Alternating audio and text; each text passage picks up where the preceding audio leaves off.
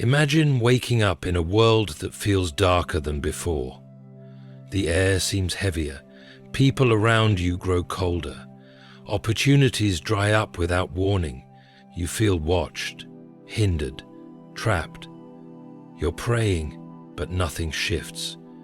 You try to move forward, but it's like something invisible is pulling you backward. Deep inside, you sense something unnatural, something spiritual is at work. But you can't name it, you can't prove it. And worse, you can't fight what you cannot see. Witchcraft, for many, sounds like a tale of ancient villages and medieval myths. But its influence is real, present, and disguised. It's not always cloaked in rituals or symbols. Sometimes it hides behind jealousy, spoken curses, hexed intentions, and dark prayers whispered against your name. You might think it doesn't touch you, that it can't. But if your light shines brightly, if your soul carries purity, if your destiny intimidates darkness, then know this: you've already been targeted. And here's the dangerous truth. Witchcraft doesn't need permission to linger. It only needs your ignorance.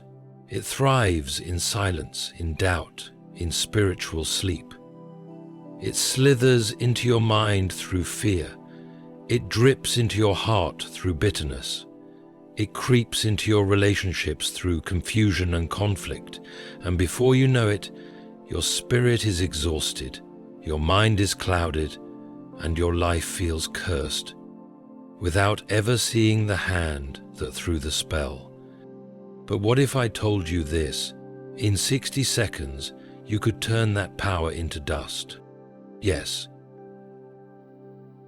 In just 1 minute, you could make every spell break, every demon flee, every hex dissolve. Because the true power doesn't belong to those who conjure darkness. It belongs to those who walk in the authority of the light. Now pause.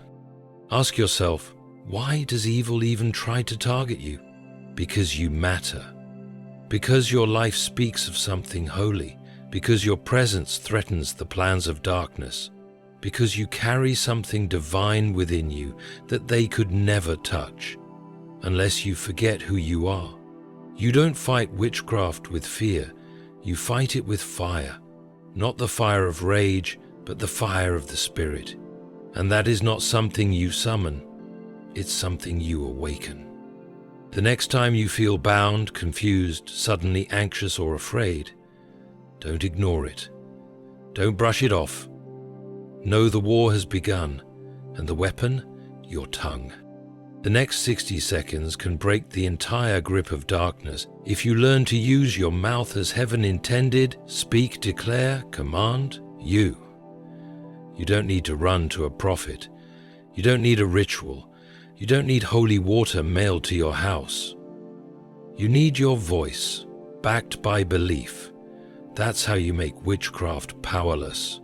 And now, I'll show you exactly how. These 7 keys are not empty statements. They are spiritual fire. And if you use them, hell will remember your name.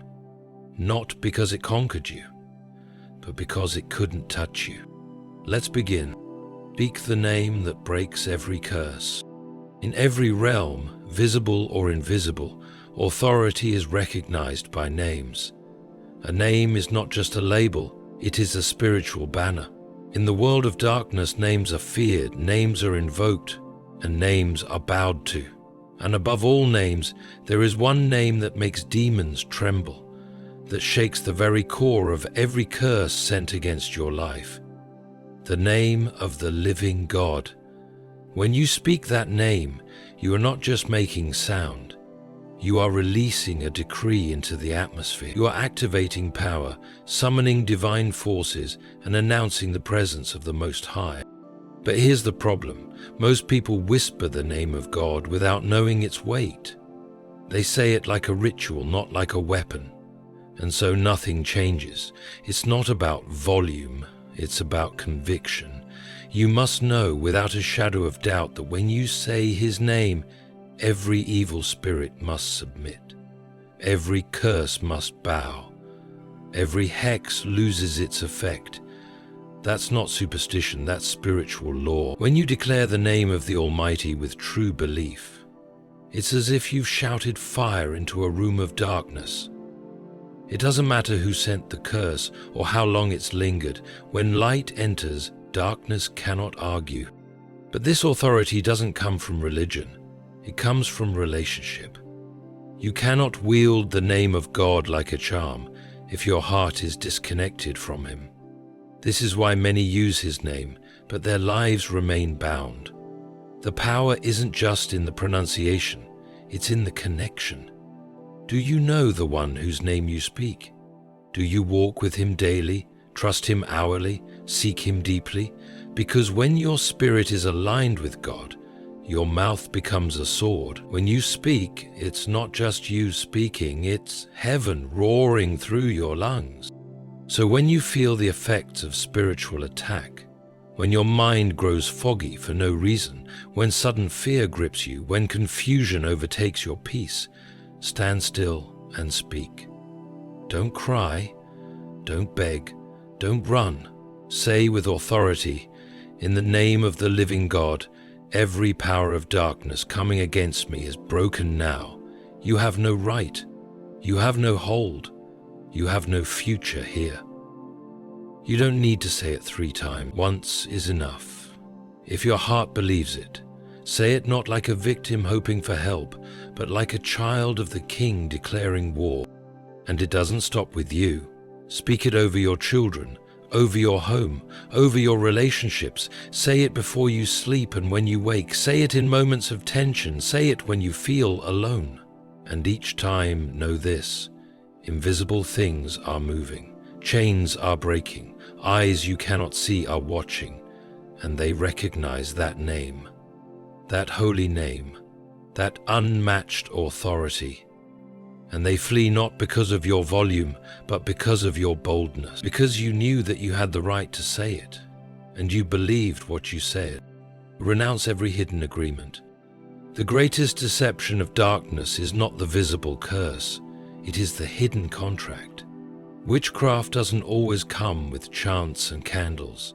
Sometimes it comes quietly, in thoughts you accept, in beliefs you repeat, in fears you nurse.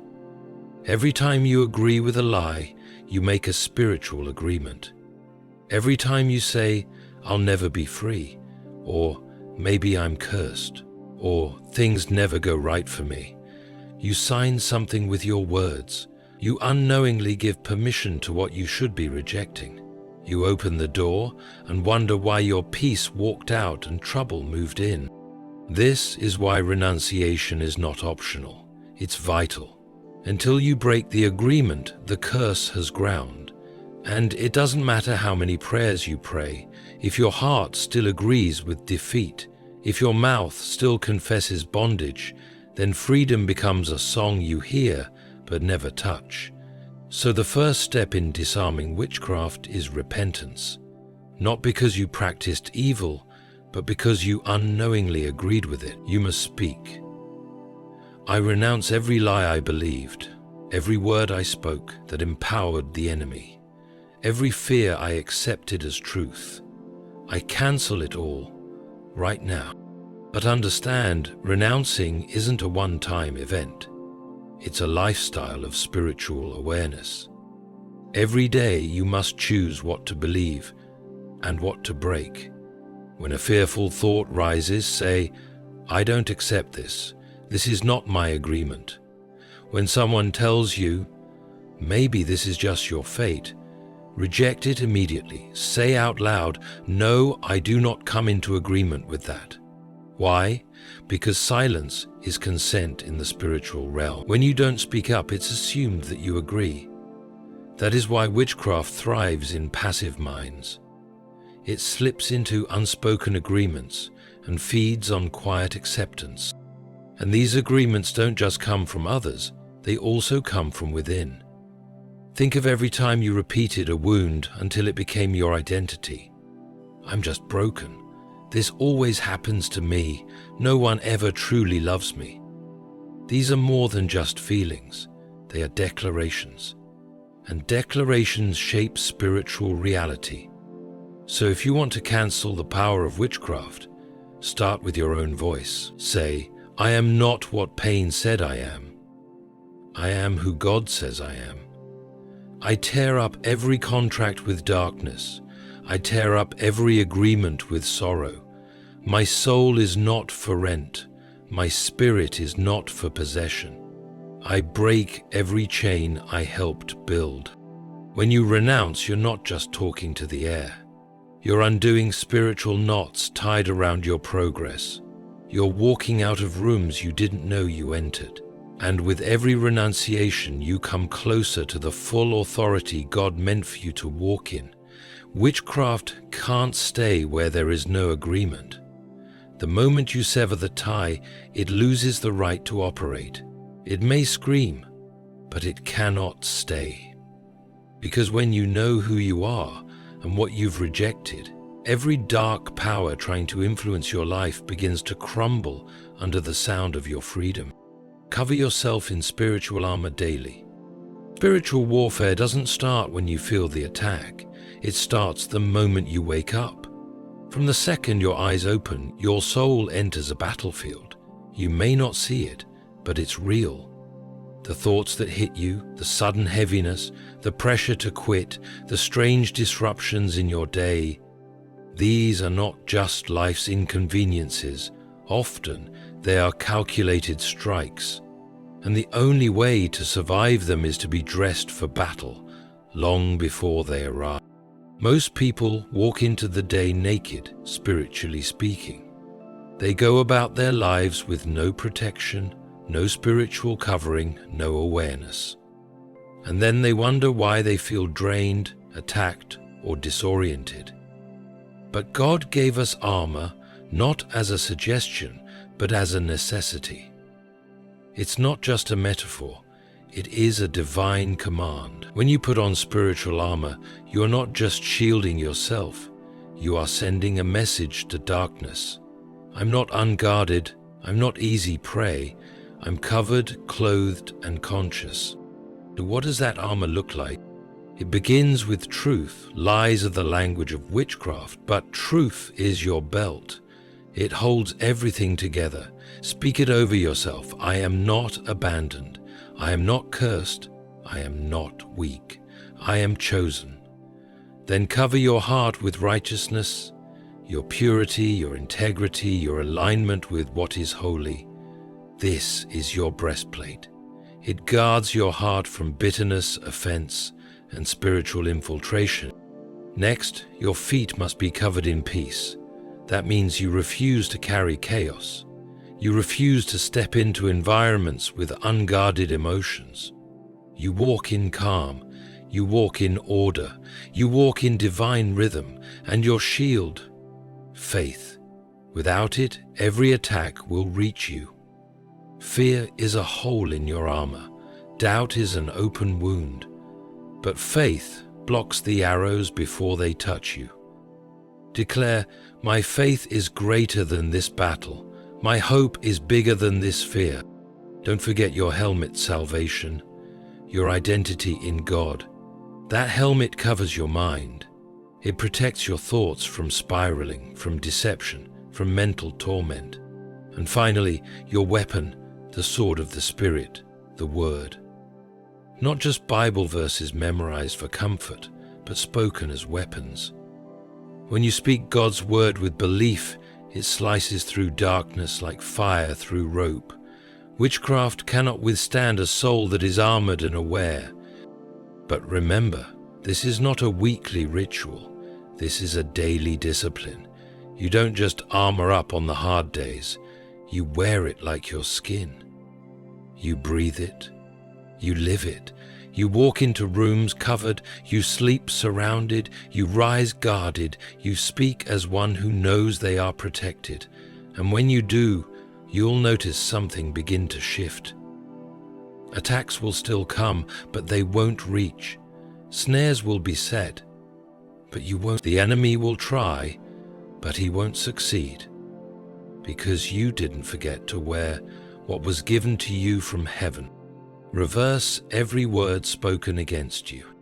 Words are not empty. In the spiritual realm, they are weapons, tools, arrows. Words can heal, and words can hex. Witchcraft doesn't always appear in potions or rituals. Sometimes it appears in gossip, in curses, disguised as conversations, in jealous declarations spoken behind your back, or prayers whispered with wrong intentions. Someone's words can put a spiritual weight on your life, and if you don't speak back, you allow those words to grow. That's why silence is not always holy. Silence in the face of spiritual assault is surrender. You must understand the authority of your own voice. The same way a person's word can be used to harm, your word can be used to reverse. But the reversal doesn't happen by wishing it away. It happens by standing up in the spirit and declaring truth.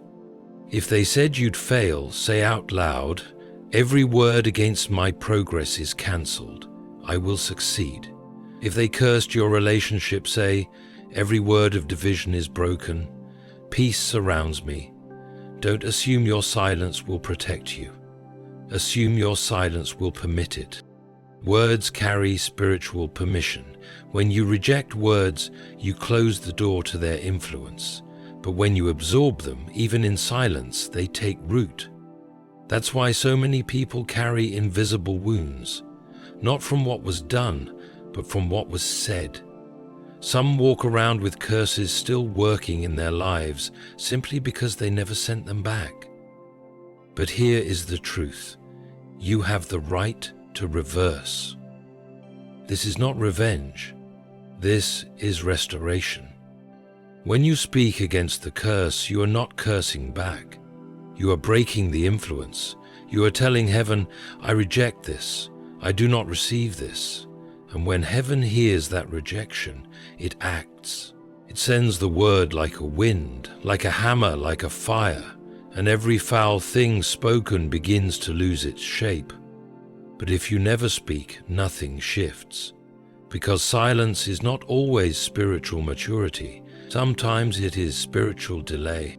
To reverse a word is to take authority over what was sent. It is to say, "No, that will not stick to me. That will not define my life. I walk in blessing, not bondage." And you must do this daily. Words are constantly being released into the air.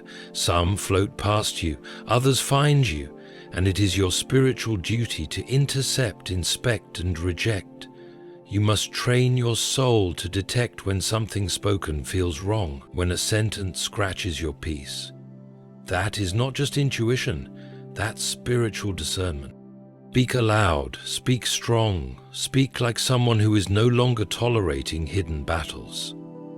Say, "Every tongue that rises against me in judgment, I condemn it.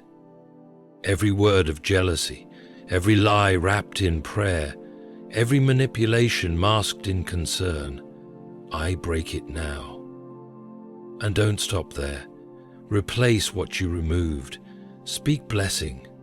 Say, "I receive peace. I receive favor. I receive alignment with God's will." When you speak like this, you are not only reversing damage, you are resetting your destiny. Cleanse your space and energy.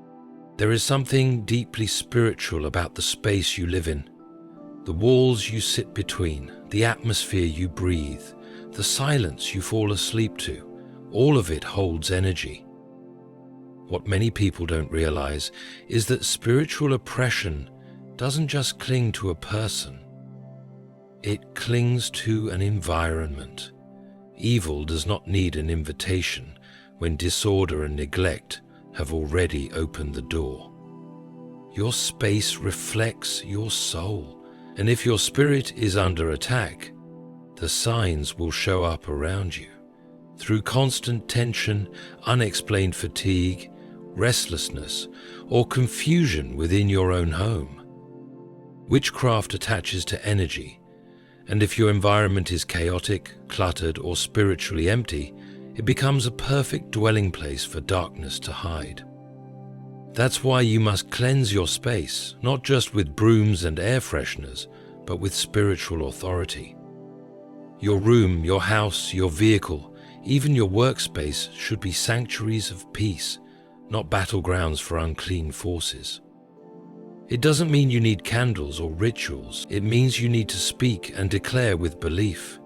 Your voice, backed by your faith, is more powerful than any spiritual darkness attempting to dwell in your surroundings. Begin with prayer. Walk through your space and say, "This place belongs to God. Every spirit that does not serve the light, leave now. No evil presence may dwell here. I release peace, holiness, and divine rest into these walls." Then speak scriptures or words of truth aloud. This is not superstition. This is alignment. You are bringing your physical space into agreement with heaven's presence. Darkness cannot stay where truth is constantly declared.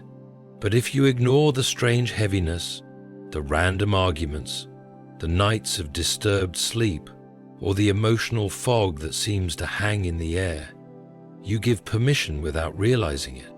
Next, remove objects that carry spiritual weight. Not all things are neutral.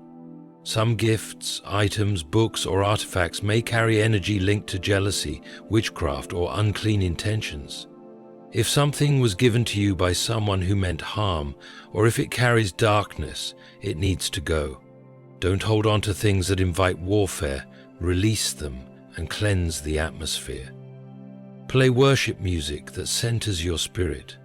Burn incense if you must, not as a ritual, but as a reminder that this space is sacred. Light is not just what you see, it's what you sense. Your own energy matters too. What you carry inside can linger in your environment. If you're constantly speaking negativity, carrying bitterness, or feeding fear, your space will reflect that chaos. But if you walk through your home declaring life, love, and light, your space will shift. Your room will feel different. You'll notice you sleep deeper. Arguments decrease. Anxiety lessens. It's not magic, it's spiritual order. Cleansing your space should become as normal as cleaning your kitchen. Don't wait for something to go terribly wrong before you remember your authority. Be proactive. Keep the atmosphere of your home spiritually charged. Pray before you sleep. Speak peace before others walk in. Anoint your doorposts if you must. Walk around with confidence, not fear, because where the Spirit of the Lord is, there is liberty, and no witchcraft can dwell freely. Refuse to operate in fear.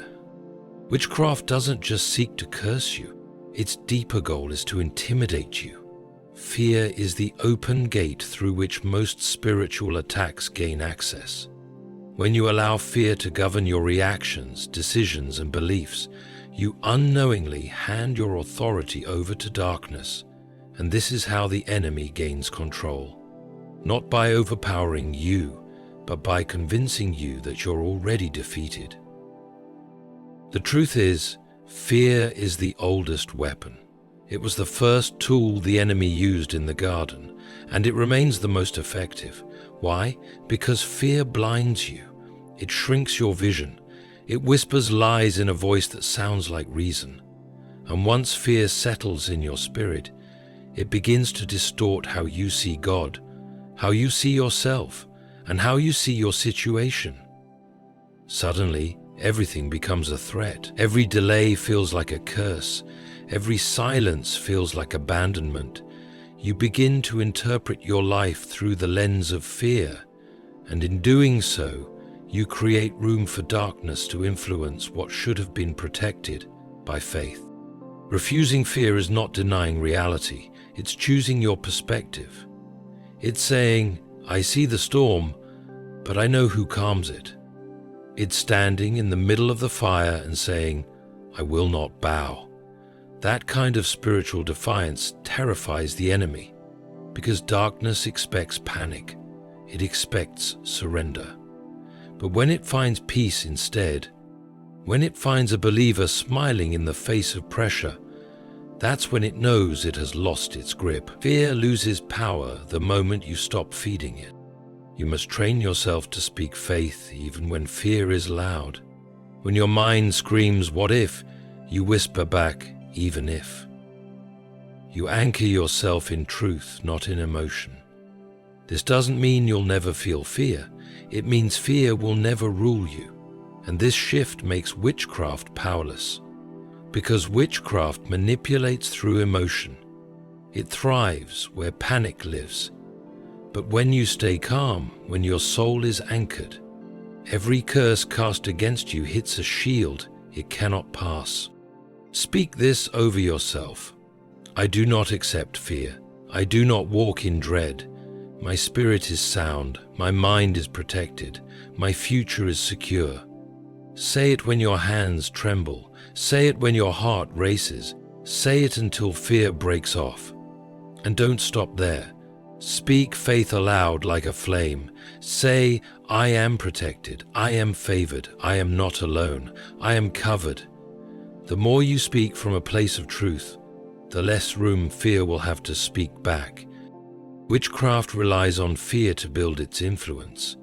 Without fear, it has no structure. It cannot root itself in a bold soul. It cannot dwell in a peaceful heart. This is why peace is not weakness, it is warfare. And the one who walks in peace is often the most dangerous person in the room, because while others tremble, you remain. While others fall apart, you stand still. And while others give up, you continue, not because you are stronger, but because you refuse to bow to fear. There is a justice system in heaven that never sleeps, never delays, and never forgets. Every evil action, every whispered curse, every dark intention sent against a child of God is recorded in eternity. And while the world may look away, while people may dismiss your pain, and while you might walk through silent suffering, know this: heaven has taken notes. Witchcraft may operate in shadows, but God operates in truth, and the time always comes when divine justice is released. Not with emotion, but with authority. You are not powerless in this war. You are not forgotten. But if you want to end the cycle of spiritual assault, you must step into your God-given right to declare judgment. Many believers shrink back from judgment language, thinking it sounds unloving or harsh. But justice is not cruelty. It is correction. It is alignment. It is the restoration of order where chaos has been allowed to rule. When someone plants seeds of harm into your life through manipulation, jealousy, or spiritual attack, it is not wrong to ask for divine judgment. It is wrong to stay silent and allow darkness to keep planting. God is a loving Father, but He is also a righteous judge. And He does not allow the pure to be trampled forever. When you declare divine judgment, you are not calling for revenge. You are calling for truth to be revealed and for lies to be crushed. You are commanding every evil altar raised against your destiny to be torn down by the hand of heaven. You are saying to every spirit, every human agent, every word sent to destroy you, your time is up. Not because of your power, but because of His justice. And when you stand in that place of spiritual alignment, heaven begins to move. Start by speaking this with boldness. Every work of darkness done against me be exposed and judged by the fire of God. Every secret curse, every whispered spell, every jealous word masked in politeness, I call divine judgment on it now. No longer shall wickedness walk freely around my life. The light of God shines, and it will consume every shadow.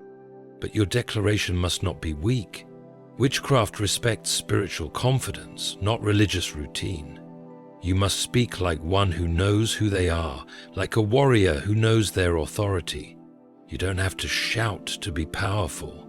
Even a whisper can shake hell if it is spoken with true belief. And when you declare judgment, be specific.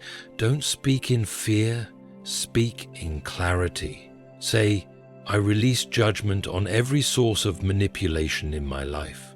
I release judgment on every power attempting to block my destiny.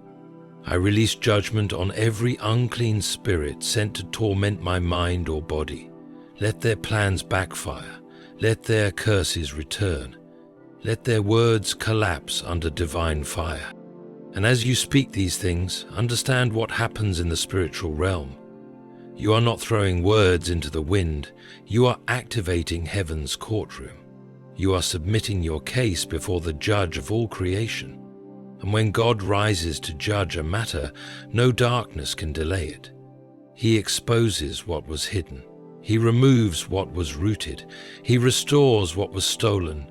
But he waits for your voice, because free will is honored, even in warfare. There are things that will continue until you speak. Some cycles won't break until you issue a spiritual decree. And yes, prayer is powerful. Yes, fasting is effective. But there are moments when your mouth must be the sword, when your words must carry the weight of war. This is how divine justice is released, not only by the cry of your pain, but by the strength of your stand. You are not being dramatic by asking for divine justice. You are being obedient. Scripture is filled with people who called upon God to judge the wicked, to defend the innocent, and to reverse the works of evil. David didn't whisper when he was under attack. He wrote psalms declaring judgment against every enemy. The prophets called fire down on wicked systems. The apostles cast judgment on those who try to infiltrate the church with darkness. Why should you then remain silent when hell is raging against you? Speak for your family, speak for your children, speak for your mind. Say, every spell spoken against my family, I release judgment. Every lie spoken about my name, I release judgment. Every delay sent to block my calling, I release judgment. And don't just stop at words. Believe that your words are building, that even if you don't feel it, even if nothing looks different yet, something has shifted in the spirit. The earth may delay, but heaven always responds. And here is something critical to understand. When you call for divine judgment, it is not always immediate, but it is inevitable. The timing of justice is God's.